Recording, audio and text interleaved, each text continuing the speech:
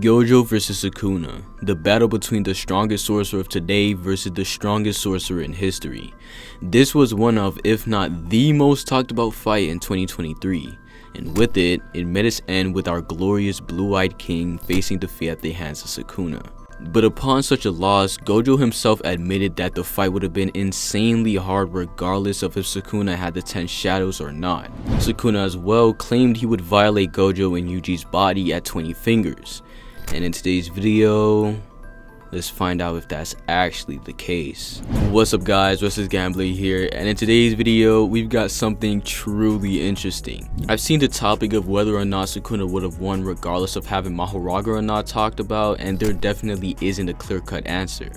So I took it upon myself to interrupt the conversation and lay my meat on the table. Anyways, if you enjoy JJK videos like these, go ahead and subscribe. You'll get more videos and it's a win-win for both of us. I want you to imagine something real quick. Imagine you wake up in the morning, brush your teeth, wash your face, and you're about to put on an outfit for the day. But you look at your closet and find out you have zero drip. So you go on your phone to read some JJK to get your mind off of it, but then you see this beautiful man with the greatest drip in the entire series. Wanna be like him? Then I got the perfect solution for you. Anime Express. Man, I opened this website up and my goodness, I was already blessed. They got JJK hoodies, Rika's ring, a Gojo necklace, Gojo's glasses, man, anything. And yes, you guessed it, this isn't exclusive to just JJK. We've got Naruto, One Piece, and other series as well. So, if you're tired of having no drip, click the first link in the description and use code RestlessGambler10 for 10% off of any purchase at checkout. So now that you got some drip on, enjoy the video. In their original fight, you can split it up into two parts. The first part, being the shortest of the two, is Gojo vs Sukuna with only their innate techniques, Infinity vs Shrine. But the second part of the fight is Gojo vs Sukuna and 10 shadows. Of course, Sukuna only uses 2 or 3 Shikigami, but this is what we have to keep in mind for our hypothetical today. Now, before we do anything, I want to make something clear here. What Gojo said is completely right. No matter if Sukuna had 10 shadows or not, this would be an extreme diff either way. So I don't want to hear any Gojo mid-diffs or Sukuna mid-diffs in the comments. It's just not true. So now, let's talk about how Sukuna ultimately won in the actual fight. Both Gojo and Sukuna are unable to use their domain expansions, so the second part of the fight is basically a countdown to Sukuna adapting to Gojo's Infinity.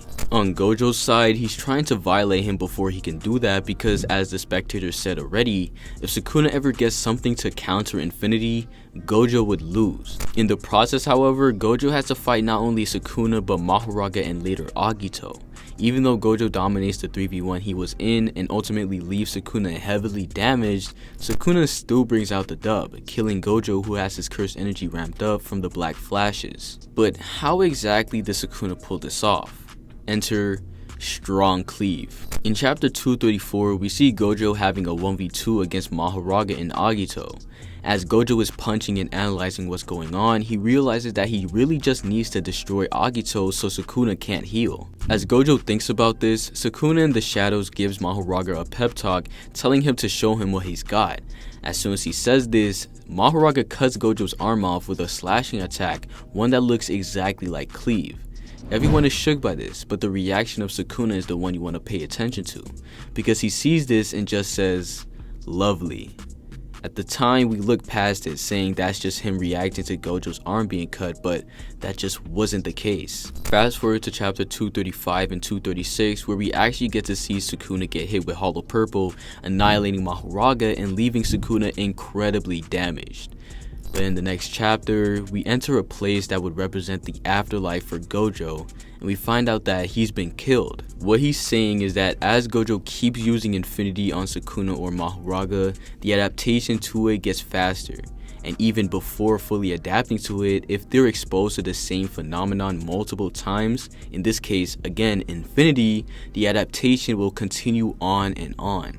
The first time we see Mahoraga adapt to Infinity and hit Gojo through it was in chapter 232. The matter in which Mahoraga hit him was to change the essence of his own cursed energy to nullify Infinity.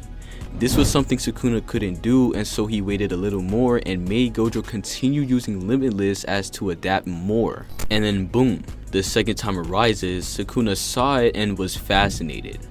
What he did was expand the target of cleave to the space Gojo exists in, the world itself.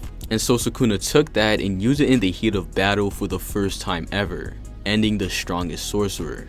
Now, this may or may not have sounded like a bunch of yap, but I assure you there's a purpose for all this, and that's because this describes Sukuna's win condition on Gojo if he uses 10 shadows to adapt to his infinity and find a way through it. But of course, in this scenario, Sukuna wouldn't have that, so Space Cleave is completely off the table. So now that we've made it clear that Sukuna wouldn't be able to use Space Cleave against Gojo under normal circumstances, I want to discuss what happened that turned Sukuna into a walking meme during the airing of Gojo vs Sukuna. In chapter 229, Sukuna and Gojo enter two different domain clashes. In the chapter prior, we find out that it takes Sukuna approximately 3 minutes to destroy Gojo's barrier. And so they're about to enter another domain clash, their 5th so far, but Gojo makes sure to punch him right before. And as he does this, he recovers his own curse technique, expanding his domain as soon as possible. But Sukuna as well does the same, except this time he's healing his flesh too. So because of the punch, Sukuna expands his domain 0.01 second later than Gojo. As a result of this, a limited void staggers Sukuna and Gojo takes initiative, hitting Sukuna in the chest, and Sukuna's shrine crumbles. This leads to what the bystanders were saying, Sukuna being exposed to unlimited void, and so his brain fries for a couple of seconds until Mahoraga appears and breaks the domain. This is interpreted as Sukuna being bailed out by Mahoraga, and this interpretation is definitely plausible, but upon rereading the fight, I found out something really interesting. In chapter 230, it's actually explicitly stated what happens when Sukuna and Gojo's domain clash. In Gojo's domain, the sure hit is everywhere, but for Sukuna during this fight, his sure hit covered everywhere except himself. The emphasis on during this fight and himself is because Sukuna's overall goal was to adapt to unlimited void. This is supported by the fact that Sukuna knows that Gojo can't use his domain anymore and tells him that he'll just kill him right there and then. Now, what is the significance of this? Well, in the same statement, it's emphasized that Sukuna took on the burden of Gojo's domain expansion 5 times, but if you remember, he actually took it 6 times. This means this statement is referring to the 5 times Sukuna intended to take Unlimited Void via disabling his sure hit on himself. The 6th time, aka the one where bro gets his brain fried, isn't taken into account because his domain expansion isn't there.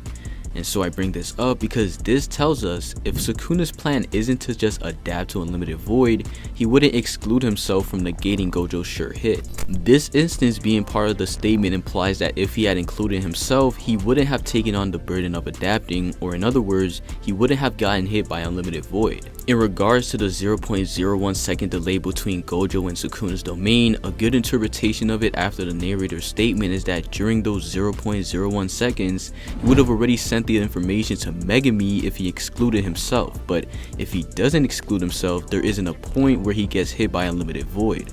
Of course, again, this is according to the narrator's statement, so this is completely up to interpretation, and it does seem like this is the case considering how events turned out. With that in mind, however, this doesn't completely negate the fact that Sukuna isn't able to keep up in hand-to-hand combat with Gojo. We see in literally every domain clash they have that Gojo violates Sukuna when they're fighting. In the first domain clash, while Gojo is using reverse curse technique, using simple domain, and trying to escape the range of shrine, was still able to dominate Sukuna in hand-to-hand combat to a certain extent.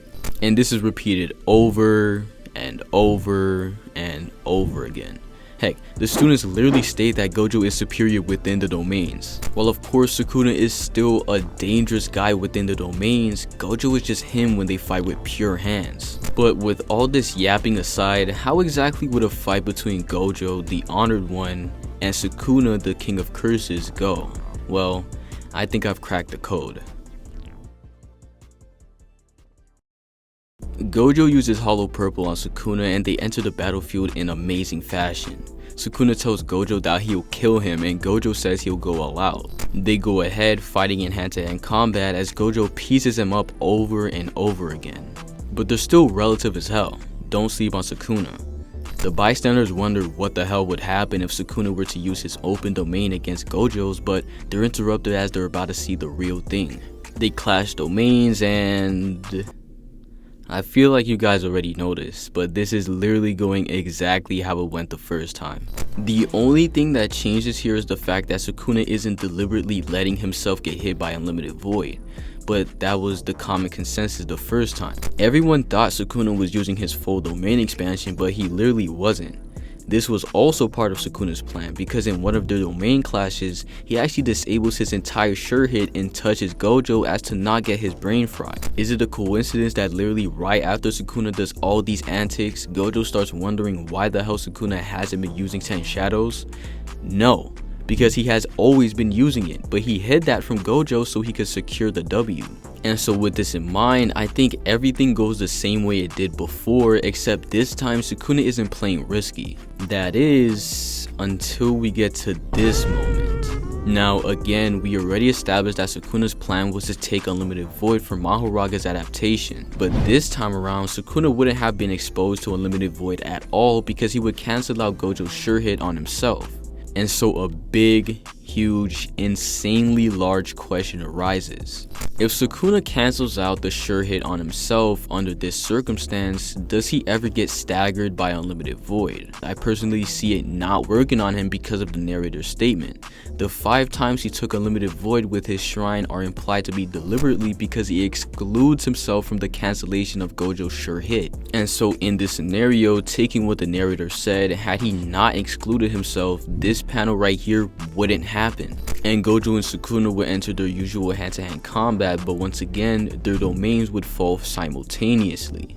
Before we continue, however, if you don't agree with the narrator, which is actually fine and something I can get behind, then yeah, right there and then Gojo fries Sukuna's brain, Mahoraga never appears to save Sukuna, and Gojo crushes all of his vital organs. From there is GG for Sukuna. It was a hard fight, but he just dies to Gojo and they all live happily ever after.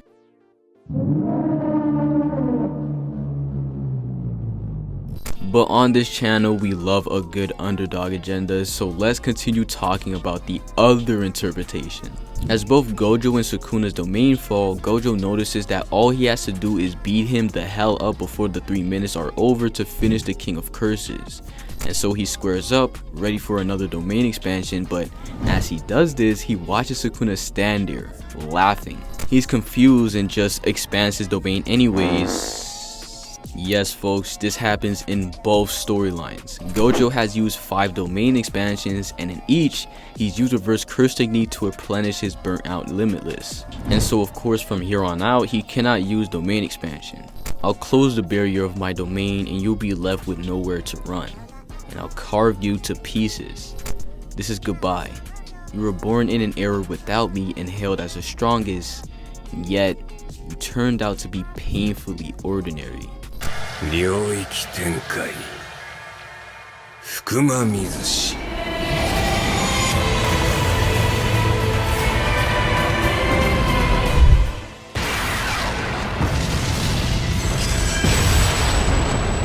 Yeah, so Sukuna wins. Argue in the comments about it, but hey, my agenda comes first. But what do you guys think? Again, argue in the comments about it, but be respectful, man. This is Agenda Kaizen after all. Anyways, do make sure to subscribe, and I'll catch y'all in the next one.